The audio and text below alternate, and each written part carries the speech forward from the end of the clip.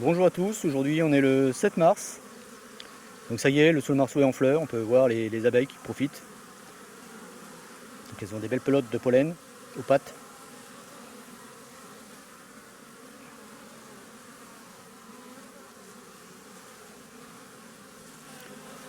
Comme j'avais déjà dit, le saule marceau est très intéressant pour les abeilles. Il leur procure pollen et nectar.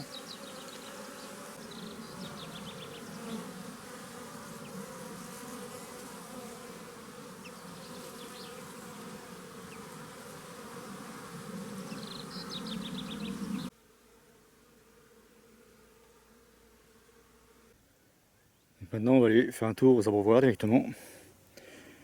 Donc les abreuvoirs sont situés à proximité du rucher, on peut les voir d'ici. Donc là on est à la plantation d'acacias, plutôt robinier faux acacias. Au loin on voit les deux abreuvoirs. On y va, c'est parti. On peut voir au niveau des abreuvoirs pas mal d'activités. Il fait pas chaud, ce matin l'eau était gelée encore, il faisait -4. Donc avec le soleil ça a dégelé assez rapidement. Mais là actuellement il est à peu près 14 h, il fait à peu près 6 degrés, 7 degrés. Les températures ont baissé par rapport aux derniers jours. On avait eu des belles journées. Donc là leur mission principale c'est la récolte de l'eau. Il leur faut absolument de l'eau pour l'élevage. Donc c'est pour ça qu'on les voit. C'est pour ça qu'il est important de placer les abreuvoirs au soleil, de façon que l'eau se réchauffe. Et en même temps que s'il gèle, la glace fonde rapidement. Parce que sinon, les abeilles, dès l'instant qu'elles sont en contact avec la glace, elles vont s'engourdir, elles vont mourir, noyées.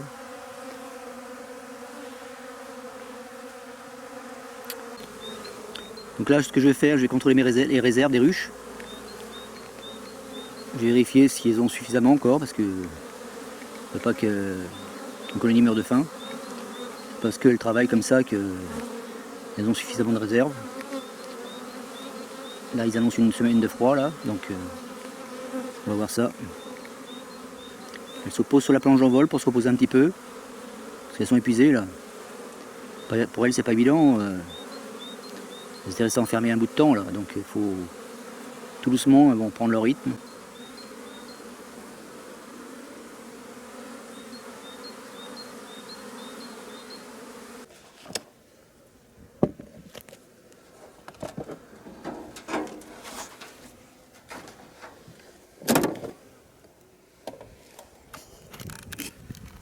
Par contre, celle-là, on peut voir, elles n'ont rien touché.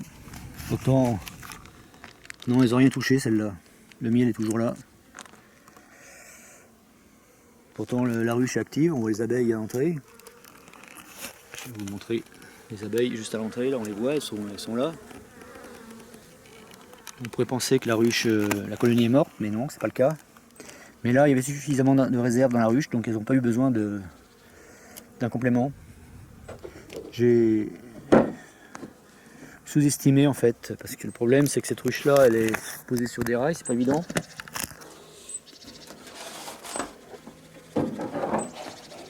Je vais vérifier. Il y a un côté qui est vraiment léger, mais l'autre côté, si, il est lourd. Bon. Ce que je ferai certainement, je vais récupérer cette poche de miel pour donner à une autre ruche. Parce que là, on va bientôt arriver dans la belle saison. Donc, étant donné qu'elles n'ont pas touché la poche de miel, elles vont pas avoir l'utilité. Je préfère donner le miel à une autre colonie. Je vais aller voir là-bas, parce qu'il paraît une autre colonie.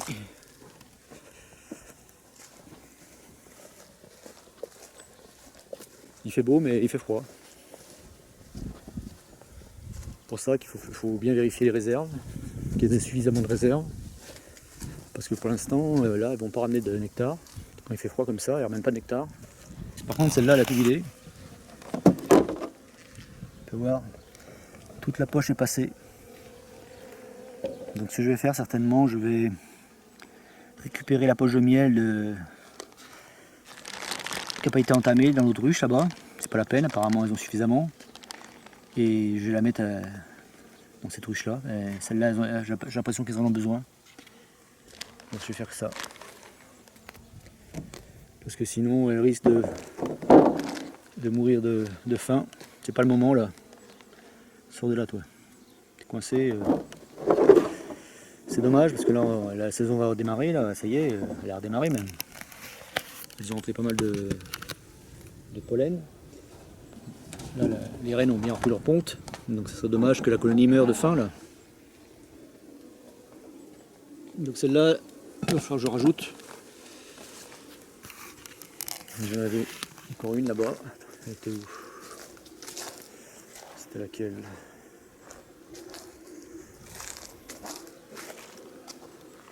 Je crois que c'était celle-là.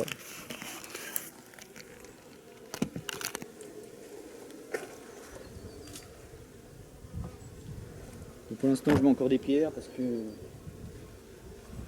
il peut y avoir du vent violent. Oh là là, celle-là aussi. Oh, celle-là aussi, elles ont tout mangé. Je les avais vraiment besoin. On peut voir, elles sont dedans, mais là il n'y a plus rien, c'est vide. Complètement vide. On voit quelques abeilles dans la poche encore qui essayent de récupérer les dernières gouttes de miel. Donc il y a celle-là aussi qu'il faut surveiller. Je vais sous-peser pour voir là. Ouais, il va falloir que je la remette un peu parce que là ils annoncent une semaine de mauvais temps, donc je ne voudrais pas qu'elle meure de faim. Je vais jeter un œil aussi sur le tiroir de fond. Donc les tiroirs de fond, je ne les ai pas nettoyés depuis le comptage des varrois, des chutes naturelles. C'était quand? C'était fin décembre. Fin décembre, regardez ça. Ah oui, c'est sale là. Ouais. Ah oui, oui, c'est sale là. Ouais. C'est sale. On voit les pelotes. Pas mal de pelotes qui tombent à travers le plancher, c'est normal. Je vais quand même me mettre à l'ombre parce que je vois pas trop là sur l'écran de la caméra. Donc voilà, je me suis mis à l'ombre, c'est plus facile pour voir. Donc on va voir, il y a pas mal de pelotes de pollen qui sont passées à travers le plancher. C'est normal, vu la quantité de pollen qui rentre, c'est impressionnant. Par contre ici ce qui est intéressant, c'est qu'on voit pas mal d'écailles de cire. Ça c'est un signe que la colonie est vraiment en pleine activité là.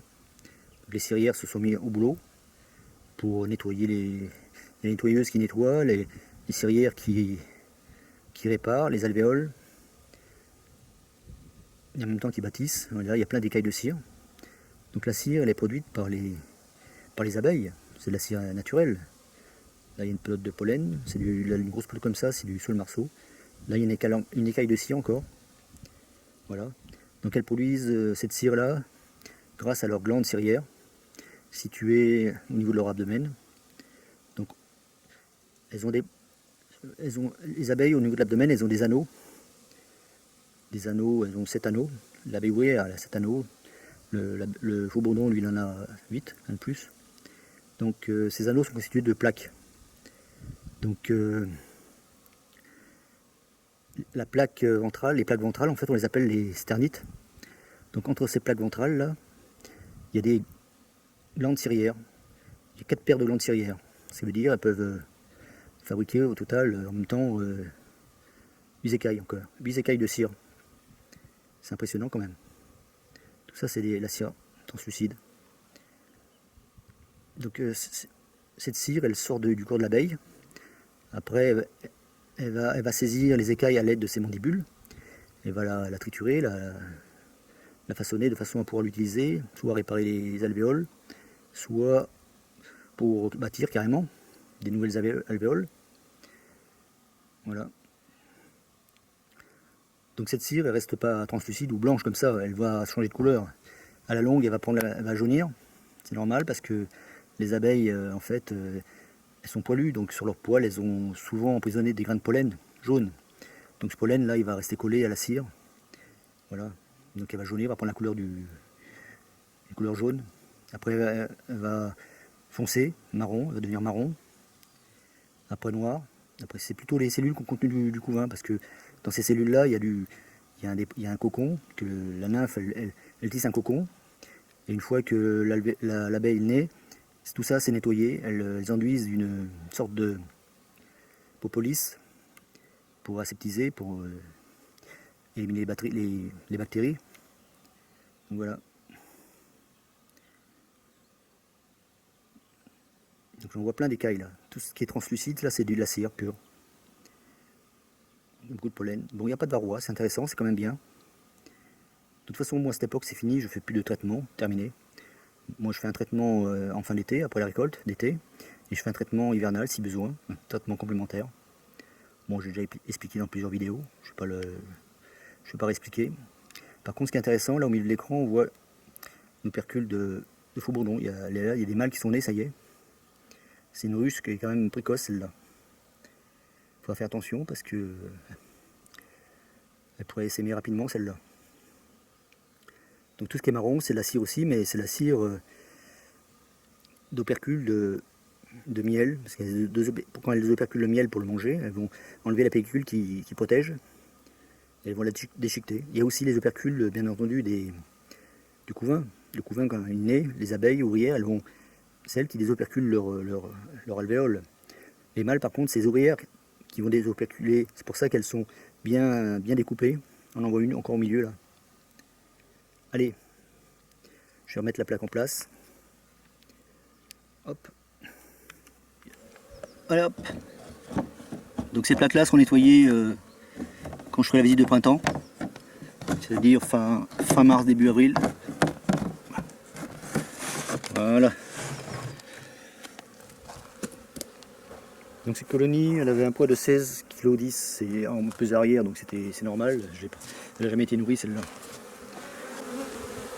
Allez go, terminé pour cette vidéo, la prochaine.